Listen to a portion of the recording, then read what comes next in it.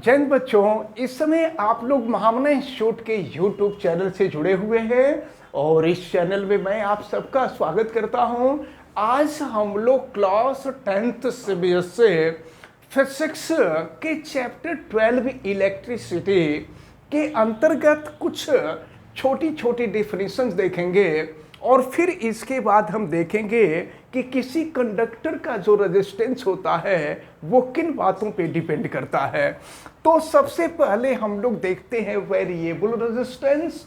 Variable resistance क्या होता है, आप इसको ध्यान से देखें। नॉर्मली होता ये है कि अगर किसी सर्किट में करंट को चेंज करना होता है तो उसके वोल्टेज को चेंज करना पड़ता है, लेकिन अगर किसी सर्किट के वोल्टेज को चेंज किए बिना उसमें फ्लो होने वाली करंट को अगर चेंज करना होता है तो इसके लिए हम जिस ऑपरेटर्स को यूज करते हैं उस ऑपरेटर्स को ही हम वेरिएबल रेजिस्टेंस कहते हैं।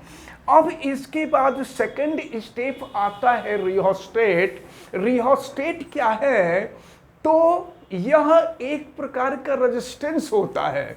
इस रेजिस्टेंस के द्वारा, या ऐसे कह लीजिए कि यह एक ऐसा ऑपरेटर्स होता है जिस ऑपरेटर्स के द्वारा सर्किट में फ्लो होने वाले करंट के ऊपर कंट्रोल किया जाता है, या सर्किट में फ्लो होने वाले करंट के ऊपर कंट्रोल करने के लिए जिस ऑपरेटर्स का हम लोग नॉर्मली यूज करते हैं उस ऑपरेटर्स को ही हम रियोस्टेट कहते हैं। अब रियोस्टेट का जो सिंबल होता है ये सर्किट डायग्राम में आपको बताया जा चुका है। रियोस्टेट का ये सिंबल होता है। अब इसके बाद हम आपको बताने जा रहे हैं कि factors on which the resistance of a conductor depends, यानी ऐसे कौन कौन से फैक्टर हैं जिन पर किसी कंडक्टर का रेजिस्टेंस जो होता है वो डिपेंड करता है। तो देखें, हम आपको बता दें कि एक्सपेरिमेंट के बेस पर ये बताया गया कि किसी भी कंडक्टर का resistance R is directly proportional to the length of the conductor, यानी रेजिस्टेंस जो है लेंथ, कंडक्टर के लेंथ के डायरेक्टली प्रोपोर्शनल होता है। तो इसका क्या मतलब हुआ? इसका मतलब ये हुआ कि कंडक्टर का लेंथ कम होगा तो उसका रेजिस्टेंस कम होगा, लेंथ ज़्यादा होगा तो उसका रेजिस्टेंस भी ज़्यादा होगा। देखिए, यही वजह है कि आप अगर बल्ब देखें तो बल्ब में जो टंगस्टन का वायर लगा होता है वो टंगस्टन के वायर को फ्लक्चुएट करके उसमें ऐड किया गया होता है जिससे कि उसकी लेंथ ज़्यादा हो। जब लेंथ ज़्यादा होगा तो उसका रेजिस्टेंस ज़्यादा होगा, और जब रेजिस्टेंस ज़्यादा होगा तो वो लार्ज अमाउंट में इलेक्ट्रिकल एनर्जी को हीट में कन्वर्ट करेगा, जिससे वह वायर जो है हीट होकर के लाइट लार्ज अमाउंट में इमिट करेगा। तो R is directly proportional to L। अब इसके बाद हम आपको बता दें कि resistance is inversely proportional to area of cross section of conductor. अगर ये कोई कंडक्टर है तो कंडक्टर का अगर यहाँ से क्रॉस सेक्शन किया जाए तो ये जो सामने वाला पार्ट होता है ना, इसी को हम एरिया ऑफ क्रॉस सेक्शन कहते हैं।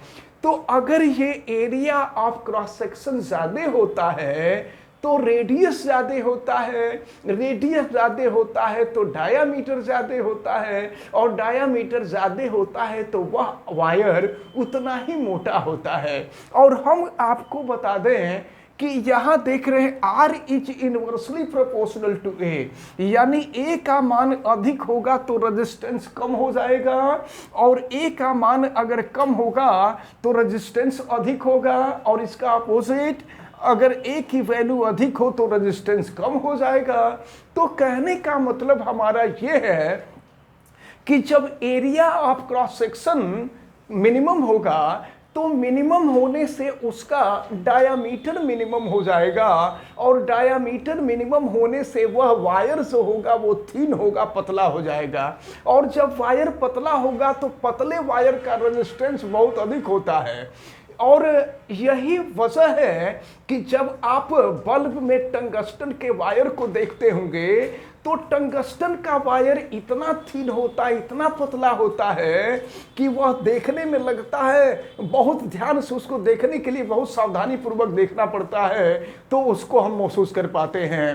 तो इसका रीजन यही होता है कि अगर लेंथ उसका अधिक होगा तो लेंथ अधिक होने से रेजिस्टेंस अधिक होगा, और वो जितना ही थिन होगा, जितना पतला होगा, उसका एरिया ऑफ क्रॉस सेक्शन कम होगा, और जब एरिया ऑफ क्रॉस सेक्शन कम होगा तो उसका रेजिस्टेंस ज़्यादा होगा, और जब रेजिस्टेंस ज़्यादा होगा तो यह वायर जो है या कंडक्टर लार्ज अमाउंट में एनर्जी को हीट में कन्वर्ट करेगा, जिससे बहुत इजीली वह कंडक्टर हिट हो जाएगा और वो लाइट इमिट करने लगेगा।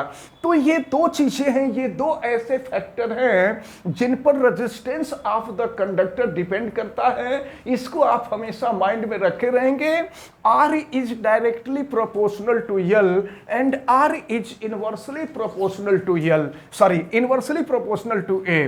अब इसके बाद ये जो दोनों इक्वेशन हैं, इन दोनों इक्वेशन को अगर हम कंबाइन कर दें, इसको हम इक्वेशन नंबर 1 मान सकते हैं, इसको इक्वेशन नंबर 2 हम मान लेते हैं।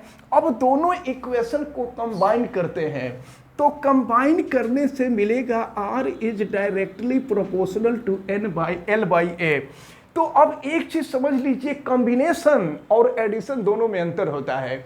कॉम्बिनेशन का मतलब होता है एक इक्वेशन में दोनों इक्वेशन को ऐसे सबमिट कर दिया जाए कि वह इक्वेशन दोनों इक्वेशन को रिप्रेजेंट करे। जैसे अगर हम देखें इन दोनों इक्वेशन को जब हमने कंबाइन किया है तो ये मिला है R is directly proportional to L upon A। It means R is directly proportional to L and R is inversely proportional to A। अब जब प्रोपोर्शनल साइन हम हटाते हैं तो आपको मालूम है कोई न कोई कांस्टेंट यहाँ पर जोड़ा जाता है। तो अब देखिए यहाँ पर जो कांस्टेंट जोड़ते हैं, इस कांस्टेंट को हम कहते हैं रो। ये रो जो है प्रोपोर्शनल कांस्टेंट है, और फिर ये हो जाएगा L अपॉन A। तो rho is proportional constant and known as specific resistance और resistivity of the material of conductor. यानी कंडक्टर के मटेरियल, कंडक्टर जिस मटेरियल का बना है, अगर कंडक्टर कॉपर वायर का बना हुआ है तो कॉपर के लिए ये कॉपर का जो स्पेसिफिक रेजिस्टेंस है वह रो है। अगर एल्यूमिनियम का बना है कंडक्टर, अगर सिल्वर का बना हुआ है तो ये उसका स्पेसिफिक रेजिस्टेंस या इसको हम रेजिस्टिविटी कहते हैं। अब जरा ध्यान पूर्वक देखें तो ये जो रेजिस्टिविटी है, अब इस रेजिस्टिविटी का हम लोग यूनिट देख लें, लेकिन इसके पहले हम आपको बता दें कि जिसकी रेजिस्टिविटी मैक्सिमम होती है, या कह लीजिए जिसकी रेजिस्टिविटी हाईएस्ट होती है, उसका रेजिस्टेंस भी हाईएस्ट होता है, और जिसका रेजिस्टेंस हाई होता है उसकी कंडक्टिविटी कम होती है। तो इन सब पॉइंट्स को आप अपने दिमाग में रखे रहेंगे। अब देखिए ये जो स्पेसिफिक रेजिस्टेंस है, इस स्पेसिफिक रेजिस्टेंस का हम लोग जरा यूनिट देखें तो इसके लिए हमको इसकी वैल्यू फाइंड करनी होगी। रो की वैल्यू निकालें तो ये हो जाएगा RA अपॉन L। लेकिन एक चीज हम आपको बता दें कि ये बहुत ही इंपॉर्टेंट फार्मूला है रेजिस्टेंस फाइंड करने के लिए। कभी कभी इस पे बेस्ट क्वेश्चन हम आपको जब न्यूमेरिकल बताएंगे तो इस पे बेस्ट क्वेश्चंस को बताएंगे, न्यूमेरिकल को बताएंगे। तो इस तरह का क्वेश्चन आता है कि कोई वायर है जिसका रेजिस्टेंस 10 ओम है, अगर उसके लेंथ को ट्वाइस कर दिया जाए और उसके एरिया ऑफ क्रॉस सेक्शन को थ्राइस कर दिया जाए तो अब उसका रेजिस्टेंस कितना हो जाएगा, इस तरह के क्वेश्चन आपसे पूछे जाते हैं। तो जब इस तरह का क्वेश्चन आएगा तो फिर हम आपको बताएंगे कि कैसे उन न्यूमेरिकल्स को सॉल्व करेंगे।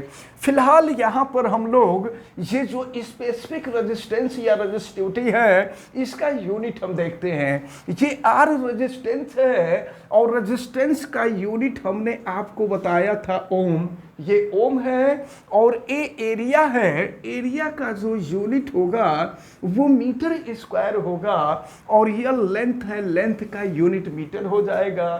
तो मीटर से ये स्क्वायर कैंसिल हो जाएगा, अब ये हो जाएगा ओम मीटर।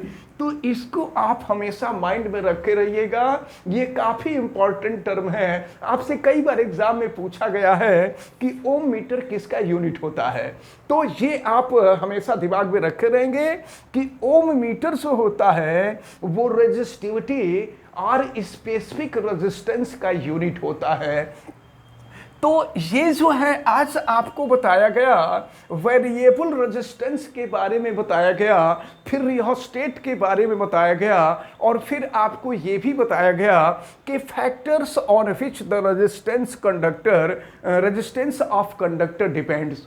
तो इन सारी चीज़ों को आपको बताया गया। अब इसके बाद जो आगे की चीज़ें हैं उन लोगों को हम लोग नेक्स्ट वीडियो में देखेंगे। फिलहाल आज जितनी बातें आपको बताई गई हैं ये सारी बातें आपको बहुत अच्छी तरह से समझ में आई होंगी। आप वीडियो को लाइक ज़रूर कीजिएगा और अगर आप चैनल पे नए हैं तो चैनल को सब्सक्राइब भी कर लीजिएगा। चैनल सब्सक्राइब करने के लिए यूट्यूब पर महामना इंस्टीट्यूट को सर्च कीजिए और फिर रेड कलर के सब्सक्राइब वाले बटन को क्लिक कर दीजिए, चैनल सब्सक्राइब हो जाएगा। अगर किसी प्रकार की कोई दिक्कत समझ में आती है तो आप हमें कमेंट करके जरूर बतावें। आप बेल आइकन को भी प्रेस करें तथा उसको ऑल पे कर दें, तथा अगर कोई दिक्कत समझ में आती है तो कमेंट करके जरूर बतावें। आप सभी लोगों का बहुत बहुत धन्यवाद। जय हिंद।